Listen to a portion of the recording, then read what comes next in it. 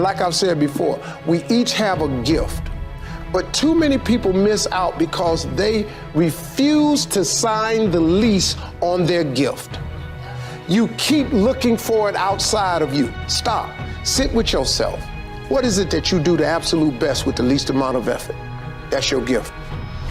But if you are constantly looking outside of yourself and you don't latch on to your gift, you will never find your purpose. If you want to succeed, you must commit to your own gift and embrace it. Now here's an important point. Nothing works the first time. When you try something new, it probably won't work. When you try something new several times, it probably won't work. And the turning point in my life came when I would hear good ideas, and I was so eager to be successful in selling, I would run out and try the ideas and they wouldn't work. I'd try a way of getting an appointment or answering an objection or closing a sale, it wouldn't work. And I think just to be disappointed, and then I realized nothing works, at least the first few times. So I decided I would try a new idea 5 or 10 times before I passed judgment on it. I would not just try it once and quit like most people do, and that changed my whole life. It was a turning point in my life because I realized from then on, if you've got a good idea and you've got a good goal and you want to double your income and improve the quality of your life and you have to try new things in order to get new results, it's not going to work the first time. So say, well, that didn't work. Try something else and try something else and try something else. Now, if you try, only 2 things can happen. What are they? Succeed or fail. If you succeed, you do more of it. If you fail, you learn from it, get smarter, and try it again. So you cannot lose by taking action. You can only lose by not taking action. It's hard changing your life. It was hard when just over 3 years ago in the Penobscot building in Detroit, Michigan, where I was operating my business, and I fell on some hard times, and I was sleeping in my office. It was hard coming into the lobby, and the security said, "Excuse me, Mr. Brown, can we see you for a moment?" And I said, "Yes," and I walked up to the counter, and he gave me an envelope. And he said, "Would you mind reading it here?" And I opened the envelope, and the envelope was from management that said, "This is an office tower. It's not a hotel. Please do not sleep in your office." And I said, "Excuse me, sir." I said, "I just work long hours in creating my business. I'm an entrepreneur. And right now things are bad for me, but they're not going to be this way always. And I just asked for the opportunity to continue to operate like I'm doing. I'm not trying to make this my home." And it was hard coming through the lobby. And sometimes they would laugh. There's a guy talking about becoming successful. And look at him. He's bathing in the bathroom upstairs on the 21st floor. He sleeps on the floor. Him and 2 other dreamers up there. Look at him. It was hard, ladies and gentlemen, coming to speak to people. And I was facing financial difficulties in my own life. I was behind on my bills and my dreams, and I'm saying to them, you can live your dream. It was hard, ladies and gentlemen. It was very difficult to pick myself up each day believing that I could do it. There were times that I doubted myself. I said, "God, why is this happening to me? I'm just trying to take care of my children and my mother. I'm not trying to steal or rob from anybody. Why did this have to happen to me?" It was very hard. And here's what I want to say to you. For those of you that have experienced some hardships, don't give up on your dream. No one could have convinced me by holding on, by continuing to push forward, by continuing to run toward my dream. The only way to get what you want in life is to get to work and go and get it. To look at all your adversity and all the excuses square in the face and push yourself out of your comfort zone to achieve what you want. Too many of you are just going through the paces, lying to yourself about what you're doing to get what you want. It's easy to do this. And believe me, I've been there, but trust me when I say you can always do more. You always have another gear, another level of performance. You can always push a little bit harder. Get up a little earlier, work a little longer, spend more time with the ones you love. Whatever it is you want more of or want to be better at in your life, you have complete control over whether you get it or not. You have limitless potential, but you've got to believe that's true. You can't keep telling yourself that you're doing everything you can And the only person you're lying to is yourself. I remember 5 years ago, I used to tell myself that I was flat out, that I was working as hard as possible. I look back at the me 5 years ago and laugh at what that guy used to do. It was pathetic, but at that time, I thought I was doing everything I could. You have to push yourself past the edge of your comfort zone. It's the only way to grow. Like a muscle in the gym, you will get stronger and stronger, and you'll start getting better, winning more, achieving more. The possibilities when you do this, although unknown, are endless. But one thing is for certain, if you don't push yourself, nothing in your life will change. You are amazing and you have limitless potential. So start tapping into it by not sitting on the fence. Get up, get out, and get it done, baby. And your life will never be the same again, I promise. So you want to be the best. You want to get to the top. You want to achieve success. I'm sick and tired of all you people out there that go around talking about what you want, what you're going to get, what you're going to have, what you're going to do, where you're going to go, and not doing to actually make it happen. It's easy to say that, I'll try that thing tomorrow, or I'll do that tomorrow. We've all had times where we find ourselves constantly telling ourselves that one day we'll do that thing. The problem is, we look at all these opportunities around us and we say they're risky. What you've got to realise is life in itself is risky. No one is getting out of life alive, I'll tell you that. But I'll also tell you this. It ain't important how long you live, what's important is how you live. If you're at a crossroads in your life and there's something that you really want to do but don't, something that you keep putting off because you're going to do it someday, please know this. The road to someday leads to a place called nowhere. You got to risk everything. You got to put it all on the line. Most of the time you ain't doing you want to do because of a few things. Fear of failure, fear of rejection, fear of not being good enough, fear of what people might say, fear that it won't work out, fear of regret. But if you have something that you really want to do, something that's inside you and just won't go away, that thing that's there when you wake up in the morning and it's there when you go to sleep at night, you got to go for it. Go get in shape. Go start that business. Deep down you know you should do it, but you got to risk it all. Because doing these things most of the time doesn't actually mean that all that bad is going to happen. But not doing it definitely guarantees one thing. That you'll get to the end of your life and regret that you didn't even try. Remember this, you can fail in life doing something you hate, so you might as well risk it and do something you love. You've got to pull the trigger. You've got to get out of that comfort zone. You just got to say, you know what? Screw it. Let's do it.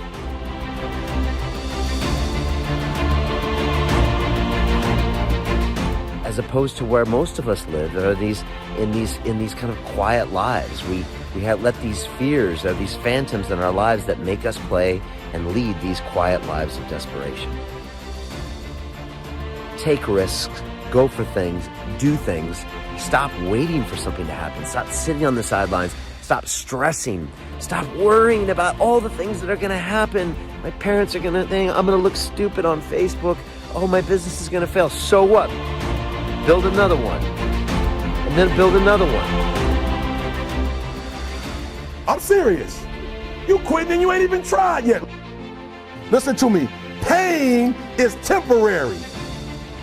It may last for a minute, or an hour, or a day, or even a year. But eventually, it will subside. And something else will take its place. If I quit, however, it will last forever. Get on an airplane, what's the first thing they say? If we get into trouble, mask will come down, oxygen's there, and the first thing you gotta do is put it on your kid, right? No, why? Who do they tell you to put it on? Yourself, you selfish bastard. What's the deal here, right? But it's because if we don't take care of ourselves, we can't take care of them. So for leaders, what I always tell them is, it's you first. It starts with you, and it starts with your psychology. 80% of growing a business, if you look at what the chokehold is on a business, it's always the leader. And 80% of that chokehold is the psychology, and 20% is the mechanics. I mean, people in this room know the mechanics and strategies beyond what anybody on earth knows in their category. So it's really about you being in the state where you execute. It's like I always tell people, knowledge is not power, it's total BS. Knowledge is potential power. Execution trumps knowledge every day of the week. And so my life is, how do you get yourself to execute? And execution comes from learning to put yourself in that right state every day. take a look at any place you've got a limitation and ask yourself, when did I decide to accept that limitation? And you may not even see it as a limitation. You might see it as just, that's who I am. But so often in our lives, we've adapted to be a certain way so that we don't fail or so that people will like us or respect us, but it's not necessarily who we are. Joy comes when you're spontaneous.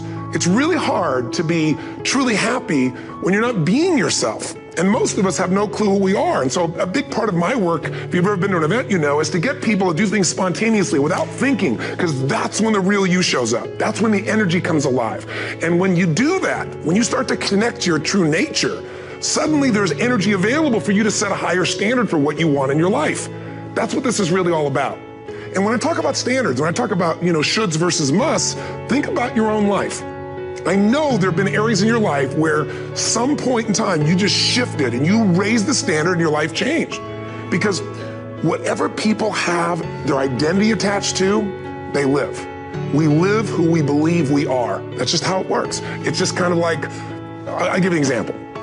Look at your physical body. Your physical body today is an absolute reflection of only one thing, not your goals, not your desires, but your standards.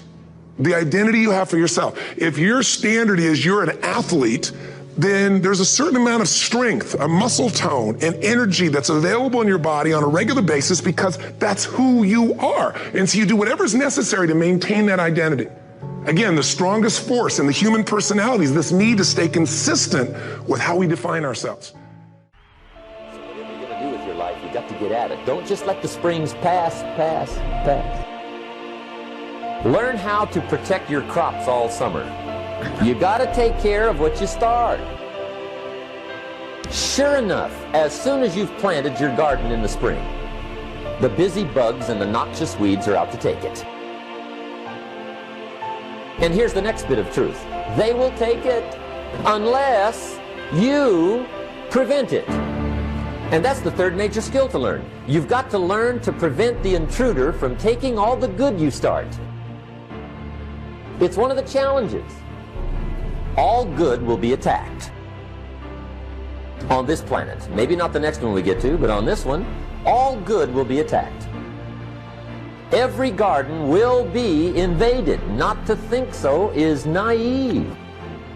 All values must be defended.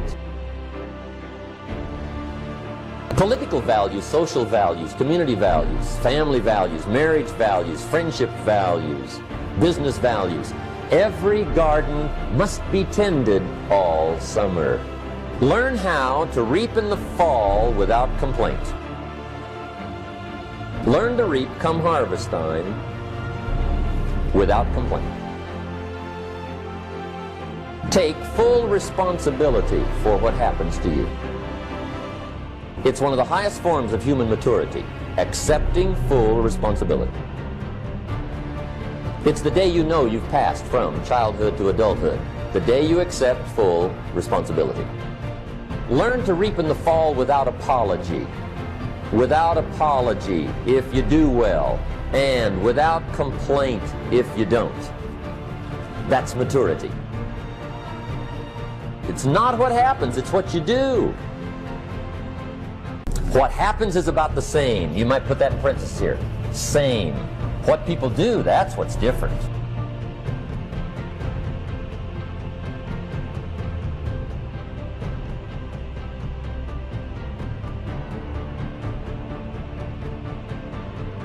Anything can happen, right? Everything can happen. I've heard all the stories. I've been one of the stories.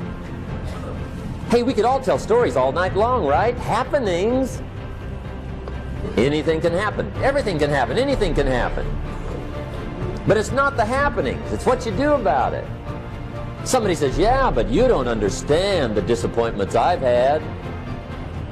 Come on. Everybody's had their share. Disappointments are not special gifts reserved for the poor. Everybody has them. The difference is what you do about it. Starting tomorrow, what are you going to do that'll make a change in your life's direction? Good question. What are you going to do starting tomorrow that'll make a difference? Now see, if you don't do something starting tomorrow that'll make a difference, guess what? It's gonna be the same. And see, that way you can guess what the next 5 years are gonna be like. Look at the last 5. Because the next 5 are gonna be like the last 5 unless you, major key, tomorrow, change it all. Or change a little, or change something, or don't change. It's choice time. You can do whatever you want. But it's nice to know any day you wish you can change your whole life.